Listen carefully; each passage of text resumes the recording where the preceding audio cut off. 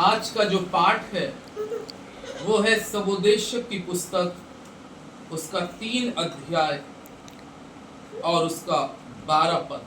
बहुत महत्वपूर्ण पद आज हम देखते हैं। सबोदेशक की पुस्तक 3 अध्याय 12 पद। यहाँ पे परमेश्वर का वचन कह रहा है, मैंने जान लिया है कि मनुष्य के लिए आनंद करने और जीवन भर भलाई करने के सिवा और कुछ भी अच्छा नहीं। आइए परमेश्वर के लोगों अपनी आंखों को बंद करें।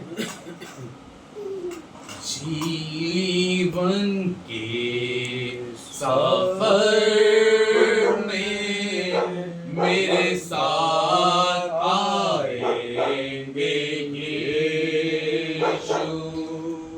जीवन के सफर में मेरे साथ आएंगे यीशु। यीशु यीशु मेरे साथ आएंगे यीशु। यीशु यीशु मेरे साथ आएंगे यीशु। मेरे दिल की खुशी बनकर मेरे साथ आएंगे यीशु। मेरे दिल की खुशी बनकर साथ आएंगे यीशु। यीशु यीशु मेरे साथ आएंगे यीशु। मेरे दिल की दवा बनकर मेरे साथ आएंगे यीशु। मेरे दर्द की दवा बनकर मेरे साथ आएंगे यीशु। और अभी आपके साथ एक पाठ जो पढ़ा गया वो सबोदेशक की पुस्तक 3 अध्याय का 12 पद। और बहुत महत्वपूर्ण बात बादशाह सुलेमान के द्वारा हम देखते हैं। यानी कि सुलेमान एक जीवन की हकीकत और एक सच्ची तस्वीर क्या दिखा रहा है कि इस पृथ्वी पर से कोई भी मनुष्य, इस संसार की कोई भी चीज अपने साथ ले जा नहीं सकता। लेकिन हां परमेश्वर के लोगों, ये उसने बिल्कुल सत्य कहा, लेकिन हमारे और आपके साथ एक चीज सबके साथ जरूर जाती है। और वो चीज जो जाती है वो हमारे काम जाते हैं। क्या जाते हैं? काम जाते हैं परमेश्वर के लोग।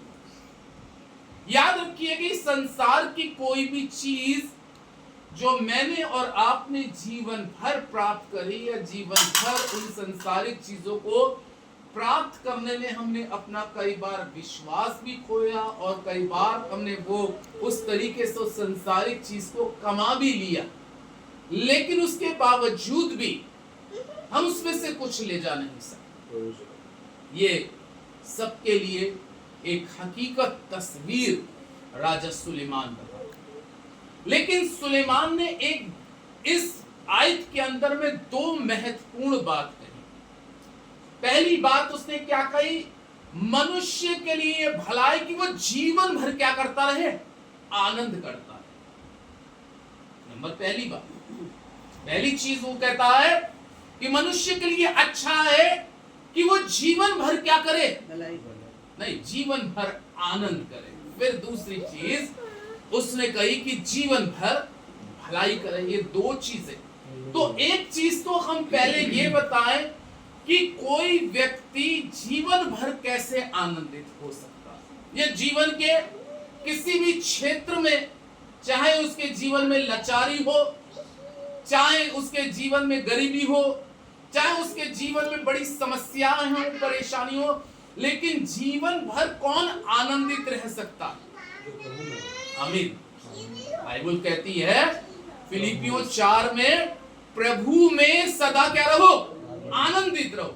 यानी कि पहली चीज में आपको ये बताऊं कि जो व्यक्ति परमेश्वर में और उसके वचन के अंदर में पाया जाता है, उसके जीवन की सिचुएशन कैसी ही क्यों ना चल रही हो, अगर वो परमेश्वर में पाया जाता है, तो कलाम कहता है कि पौलुस और सिलास जेल खाने के अंदर में, कलाम में लिखा है, काठ पर ठोके हुए थे, बांधे हुए थे, लेकिन फिर भी वो परमेश्वर की स्तुति और आराधना कर रहे थे। याकूब की पुस्तक में लिखा है 5 अध्याय के अंदर में, यदि तुम में कोई आनंदित है तो वो प्रभु के क्या करे? भजन करे। वो प्रभु में थे, वो परमेश्वर में थे, इसलिए ऐसे बड़े दुख में भी, यानी कि एक ऐसी जगह उनको रखा गया था कि जहां पर इंसान बहुत सी चीजों को सोचने से मजबूर हो जाता कि इस कंडीशन में हमें परमेश्वर ने लाके खड़ा कर दिया। नहीं, वो ये जानते थे कि हम प्रभु में हैं। और सुलेमान इस चीज को हकीकत बताता है कि जो प्रभु में रहेगा वो सदा आनंदित रहेगा। तो सबसे पहली चीज, हमें अपनी जिंदगी के अंदर में परमेश्वर के अंदर और परमेश्वर के वचन के अंदर और प्रभु की बातों में हमेशा बने रहने की जरूरत है, क्योंकि दाऊद भी कहता है 11 के अंदर में कि उसके निकट आनंद की क्या है। अब आप और हम यदि उसके निकट रहेंगे, मैं ये कहूंगा आपके पास में आत्मिक आनंद पाया जाएगा। संसारिक एक होता है संसारिक आनंद, लेकिन संसारिक आनंद जो होता है कुछ घंटों का, कुछ महीनों का और कुछ सालों का होता है। यह हकीकत तस्वीर है कि इंसान संसारिक आनंद को प्राप्त करने में अपनी आत्मा का कई बार नुकसान उठा जाए। इसलिए हमें और आपको इस संसारिक आनंद की प्राप्ति को करने के लिए हमें अपना आत्मिक आनंद नहीं खोना। ये पौलुस इस चीज को बता रहा है। इसलिए सुलेमान एक महान बादशाह हुआ, एक अकलमंद बादशाह हुआ। अगर आप इस चैप्टर को जब सुलेमान की पुस्तक को पढ़ते हैं तो वो लास्ट में कहता है सब कुछ व्यर्थ ही व्यर्थ, सब कुछ। यानी कि उसने कह रहा है मैंने हजारों दासियां बना ली, हजारों रखेलियां बना ली, मैंने सब कुछ कर लिया, लेकिन अंत में जब वो जाकर देखता है कि मैंने ये सारी शान, सारी शौकत, सारी इज्जत मैंने अपने मन के अंदर में जो मेरी चाहत करती थी, कोई चीज ऐसी नहीं रही कि जिसको करने से मैं दूर रहा। सारी चीजों को करने के बाद में अंत में उसने इस चीज को कहा सब कुछ बेकार है, बेकार है। और वही शख्स जब इस चैप्टर को लिखता है तो वो कह रहा है कि जो परमेश्वर में आनंद है, जो परमेश्वर के अंदर में एक अंदरूनी खुशी है, वो ना रुपए के अंदर में है, ना पैसे के अंदर में है, ना दासियों के अंदर में है, ना रानियों के अंदर में है, लेकिन वो खुशियां जो हैं वो परमेश्वर में है। इसलिए वो एक महान राजा होने के बाद में उसके जीवन का एक बहुत बड़ा अनुभव मुझको और आपको प्राप्त होता है। वो कह रहा है कि मनुष्य के लिए जीवन भर आनंद करना चाहिए। मैंने कहा जीवन भर तो वही आनंदित रहेगा जो परमेश्वर में होगा, क्योंकि एक आत्मिक व्यक्ति के जीवन के अंदर में जो आत्मा की अगुवाई में चल रहा होता है, यदि उसके जीवन के अंदर में कोई दुख भी आता है, कोई बड़ा कष्ट भी आता है, कोई बड़ा सताव आता है, तो वो उस दुख में भी आनंद ढूंढता है, उस दुख में भी खुशियां उसको नजर आती हैं, क्योंकि वो परमेश्वर में है। और ये आत्मिक आनंद मुझे और आपको परमेश्वर का वचन परमेश्वर की संगति और परमेश्वर के पवित्र लोगों के साथ बैठकर इस आत्मिक आनंद को मैं और आप अपने जीवन भर उठा सकते हैं। ये आत्मिक आनंद। दूसरी चीज उसने क्या कही? और मनुष्य के लिए जीवन भर भलाई करने के सिवा और कुछ भी अच्छा। ये और इंपॉर्टेंट, यानी कि मुझको और आपको खुदा ने जिंदगी दी है।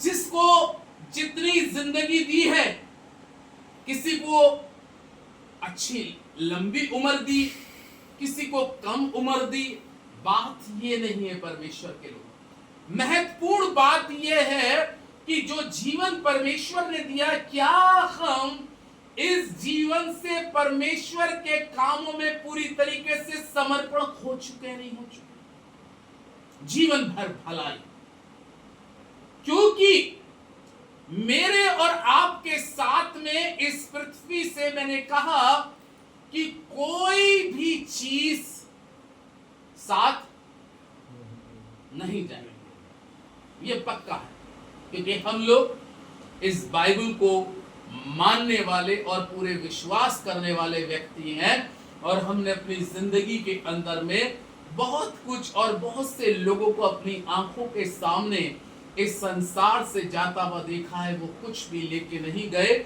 और हम और आप भी जब तक इस संसार के अंदर में हैं परमेश्वर के लोगों, आपके और हमारे जीवन के अंदर में एक आत्मा, एक वरदान है, भलाई का वरदान।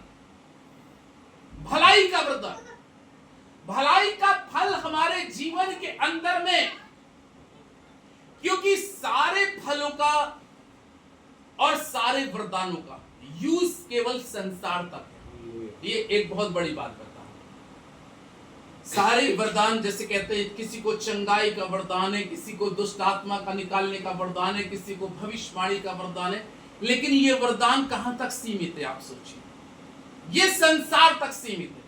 ये संसार तक लोगों के लिए काम कर सकते हैं, बीमारों को चंगा कर सकते हैं, दुष्ट आत्माओं को निकाल सकते हैं, उनके भविष्य के बारे में। लेकिन ये जो भलाई का फल है, भलाई का जो फल है, ये आपके लिए परमेश्वर के राज्य तक पहुंचाने वाला फल है। आमीन। ये भलाई का वो फल है, क्योंकि जो भी जब हम और आप इस पृथ्वी पर कर रहे हैं, हम और आप एक भलाई की, जो भी किसी के साथ सेवा कर रहे हैं, हम भले कामों में लग चुके हैं। बाइबल में कहा है, तुम्हारे भले कामों का उजियाला मनुष्य के सामने क्या हो? चमके। तुम्हारे भले कामों का।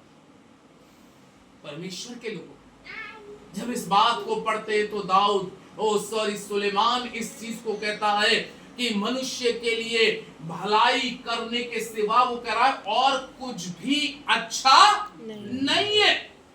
कुछ भी अच्छा नहीं है। यानी कि अब आपको और मुझको ये जानने की जरूरत है, क्योंकि जो हम इस पृथ्वी पर भलाई करते हैं, भले काम में लगे हुए, शायद आप सोचते हैं, हम सोचते हैं, भले काम हम किसके साथ कर सकते हैं? प्रभु के लोगों, अगर आप एक सड़क पर कोई राहगीर ऐसा है जो देख नहीं सकता, या पैरों से अपाहिज है और वो सड़क को पार करना चाह रहा है, और आप देख रहे हैं, लोग उनको देख देख के चले जा रहे हैं, लेकिन आपके अंदर में ये भलाई का आत्मा है, तो आप उसके पास जाके बोलोगे, ओ भाई, मैं तुम्हारी मदद करूं, मैं तुम्हें रोड के पार करा सकता हूं, क्योंकि तुम आंखों से अंधे हो या पैरों से अपाहिज हो। ये भलाई भी आपकी लिखी जाएगी, ये भलाई भी, क्योंकि उसके पास तो आंखें नहीं थी, उसके पास तो आंखें नहीं थी और उसके पैर अपाहिज थे, लेकिन तब परमेश्वर यहोवा आपसे और मुझसे जीवित परमेश्वर पूछेगा कि तेरे पास तो आंखें थी, लेकिन तूने उसके दुख में, उसके कष्ट में, उसकी पीड़ा में, क्या तुझे अपने जीवन से, अपने हाथ से क्या भलाई नहीं कर सकता था तू? क्योंकि तू आंखों से देख सकता था और वो आंखों से देख नहीं सकता था। वो पैरों से लाचार था, लेकिन तू पैरों से लाचार नहीं था। तेरे अंदर में वो उस समय जिस मनुष्य के जीवन के अंदर में ये भलाई का आत्मा होता है, वो किसी भी रूप में और किसी भी ढंग से, किसी भी तरीके से अपनी कामों को भलाई के कर सकता है। और भले कामों में प्रभु के लोगों, आप तात्पार हमेशा क्या रहे? तैयार। हमारे साथ इस जमीन के ऊपर से कोई भी चीज ऐसी नहीं है। जितनी भर जिंदगी भर हमने कमाना धमाना जितना करना है, लेकिन जिस दिन ये आंख इंसान की बंद होती है, किताब बंद हो जाती है। और प्रकाशित वाक्य की पुस्तक में लिखा है 12 अध्याय के अंदर में, और परमेश्वर का वचन कहता है, फिर मैंने छोटे बड़े सब मरे हुए को सिंहासन के सामने क्या देखा? खड़े देखा। देखिए, यहां पर इंसान ने आंखें बंद करी और परमेश्वर का वचन कहता है, यूहन्ना आरिफ कहता है, मैंने छोटे बड़े सब मरे हुए को सिंहासन के सामने खड़ा देखा और उनकी किताबें खोली गई। एक किताब हमारी और आपकी बुराई की किताब, यानी कि पाप की किताब, और एक किताब भलाई की किताब। आमीन। किताब खोली गई और बाइबल में लिखा है कि हर एक मनुष्य के भले कामों के द्वारा ही उसकी आत्मा का इंसाफ किया। क्योंकि शरीर के बारे में इब्रानियों की पुस्तक में संत पौलुस कहता है कि ये शरीर चाहे धर्मी का हो चाहे अधर्मी का हो, इस शरीर को तो दोनों को इस संसार के अंदर में छोड़ के जाना है। लेकिन हाँ, परमेश्वर के लोगों, मेरे और आपके साथ जो जाएगी, जो मेरे और आपके साथ में मुझे और आपके स्वर्ग के राज्य में ले जाने के लिए तैयार होगी, वो पुस्तक होगी। और कलाम में लिखा है कि हर एक के भले कामों को, इसलिए तो करा, जब तक जिंदगी है तू क्या करता जा? भलाई करता जा, भलाई करता जा, भलाई करता जा। हो सकता है कभी किसी ने हमारे साथ या आपके साथ बुराई करी है, लेकिन बाइबल में लिखा है कि तू बुराई के बदले बुराई नहीं, लेकिन बुराई को भलाई करके क्या कर ले? जीत ले। क्योंकि जब तू बुराई करके और प्रभु के कोई बुरा कर रहा है और तू उसको भलाई करके उसको जीतता है, तो परमेश्वर का वचन कहता है कि तू उसके सिर के ऊपर में अंगारों का ढेर रखता है। कितनी बड़ी बात परमेश्वर का वचन कहता है कि किसी ने आपके साथ अच्छा ना किया हो, लेकिन आप भलाई ही भलाई, भला ही भलाई और भलाई भलाई कर रहे। परमेश्वर के लोगों, ऐसा करने से खुदा का कलाम कहता है कि तू उसके सिर के ऊपर में अंगारों का ढेर रखता है। यह है आत्मिक लोगों की पहचान, ये परमेश्वर के विश्वासियों की पहचान, क्योंकि वो भलाई करने के लिए, क्योंकि मैंने कहा कि जब न्याय होगा और न्याय के सिंहासन के सामने हम और आप खड़े होंगे, परमेश्वर, शायद आपने किसी को एक गिलास पानी भी पिलाया है तो वो भी भला ही काम किया है। अगर किसी वस्त्रहीन को आपने, किसी गरीब को या किसी बेसहारा को, कोई विधवा आपके दरवाजे पे आई हो और उस समय आपने उसको, शायद हो सकता है वो जाड़े में ठठर रही हो और कोई प्रभु की दासी हो या प्रभु की दासी भी ना हो, लेकिन अगर प्रभु को मानने वाली हो, तो उसके साथ आपने अगर उसको एक साड़ी दे दी, या कोई परमेश्वर का गरीब दास आया और वो जाड़े में ठठर रहा है और कह रहा है मुझे कपड़े की जरूरत है, आपने अगर उसको गर्म कपड़ा पहना दिया, बाइबल कहती है कि जिन्होंने इन छोटे से छोटे दासों और दासियों के साथ भलाई करी, उन्होंने मेरे साथ भलाई करी। आप ये सोचिए, हम परमेश्वर के साथ भलाई करने वाले ठहरते हैं। परमेश्वर के वचन के अनुसार वो परमेश्वर का स्पिरिट, परमेश्वर का आत्मा ये कह रहा है कि तुमने मेरे साथ ये काम किया और तुम अपना प्रतिफल कदापि ना खो। यानी कि आपकी भलाई, आपके भले काम आपके साथ जाएंगे। कोई चीज साथ नहीं जाएगी, कोई चीज में और आप संसार की साथ नहीं ले जाएंगे अजीजों, क्योंकि ये जीवन हर एक इंसान का एक ना एक दिन इस शरीर को हर एक व्यक्ति को त्यागना है। ये सच्चाई है और सच्चाई बहुत कड़वी है कि एक दिन हमें इस संसार से कूच करके जाना है। लेकिन परमेश्वर के लोग, परमेश्वर से भी हमारा और आपका भी एक जजमेंट है, हम लोगों का भी और आपका भी एक इंसाफ है। और इंसाफ की जब पुस्तक खोली जाएगी वास्तव में परमेश्वर के लोगों, क्योंकि वहां पर किसी की सिफारिश की जरूरत नहीं पड़ेगी और ना वहां पे कोई डोनेशन चलेगा।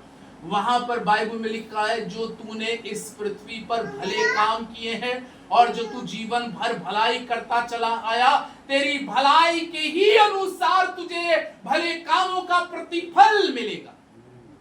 भले काम। इसलिए सुलेमान बादशाह महान राजा, और वो मुझको और आपको सिखा रहा है, समझा रहा है और चिता रहा है और जता रहा है कि बेटा जितनी भी जिंदगी हमारे और आपके, क्योंकि कंफर्म तो किसी को अपने बारे में नहीं, एक हकीकत तो ये है कि किसी को अपने जीवन के बारे में कुछ पता ही नहीं कि किस दिन उसका दीपक बुझ जाए।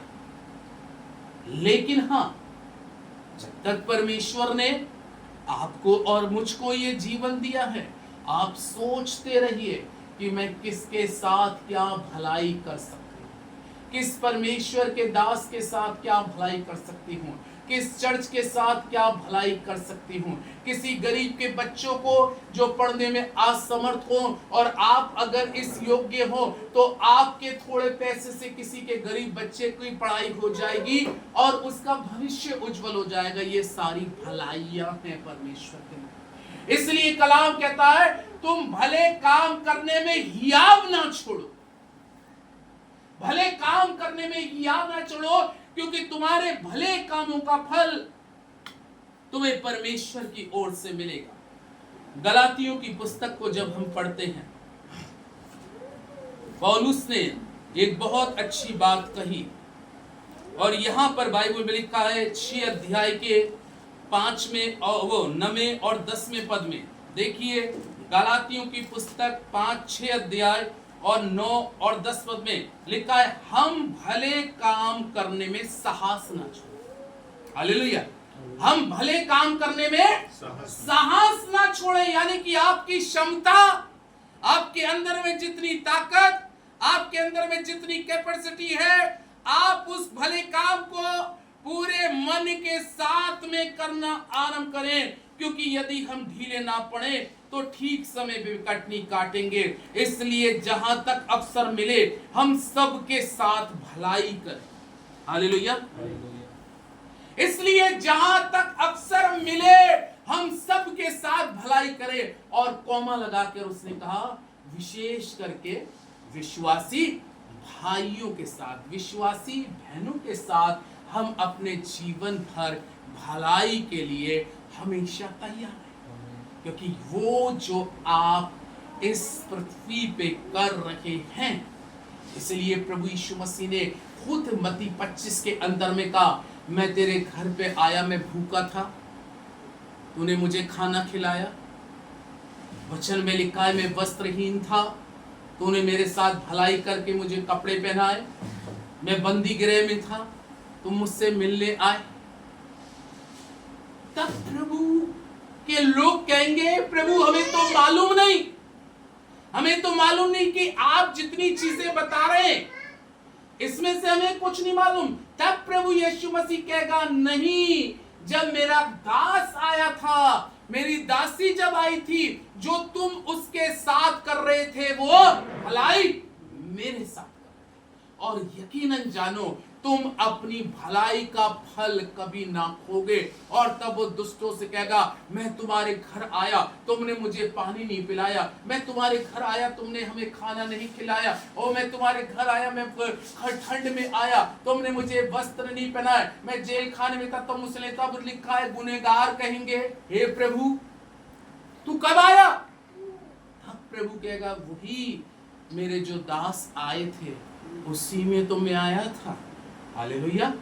इसलिए परमेश्वर के लोगों, सुलेमान इस चीज को कहता है, सबसे प्रमुख बात कहता है, यूं तो मनुष्य के लिए आत्मिक आनंद जीवन भर करने के अच्छा और कुछ बेहतर नहीं है, और जितना हम इस पृथ्वी पर इस शरीर से दूसरों के लिए भलाई कर सके, भलाई के रूप अनेक है, रूप अलग अलग है, लेकिन जैसा परमेश्वर ने भलाई का आत्मा मनुष्य के अंदर में दिया है, जीवन भर भलाई इसके सिवा और कुछ भी अच्छा नहीं है। इसलिए सबोदेशक लास्ट चैप्टर में कहता है यही मनुष्य का संपूर्ण कर्तव्य है, इसको जीवन भर निभाते रहो। परमेश्वर इस वचन पर आशीष दे। आमीन। दुआ करें। हमारे जीवित महान प्रेमी सामर्थी अद्भुतकारी परमेश्वर, राजाओं के राजा प्रभुओं के प्रभु, बड़ी नम्रता और दीनता के साथ तेरे सन्मुख आते हैं। प्यारे प्रभु जी, आज हम विशेष दुआ करते हैं पवित्र आत्मा की तेरे वचन में कह रहा है मनुष्य के लिए जीवन भर आनंद और भलाई के सिवा और कुछ भी अच्छा नहीं है। इसलिए खुदावंद हम सभी के अंदर में आत्मिक आनंद दे और भलाई का आत्मा प्रदान करे। परमेश्वर, हम दुआ करते हैं इस घर के लिए, परिवार को तू हर एक पैमाने में आशीष करे प्रभु, और ये तेरे लिए समर्पण पूरा परिवार रहने पाए। परमेश्वर, हम दुआ करते हैं प्रभु परमेश्वर, खास तौर से बबू भैया के जाने से पूरा परिवार शोकित है प्रभु परमेश्वर। हम चाहते हैं शोकित परिवार को अपनी शांति प्रदान करे। सिस्टर सविता मॉर्गन को विशेष शांति प्रदान करे, उनके बच्चों को शांति प्रदान करे, विनस बुआ को, उनके परिवार को शांति प्रदान करे, भैया को शांति प्रदान करे। और खुदावंद हम सबको वचन सिखा रहा है जीवन भर भलाई करो, भलाई करो और भले कामों में लगे रहो। आपका धन्यवाद करते हुए इस दुआ को यीशु के नाम से मांगता हूँ, आमीन।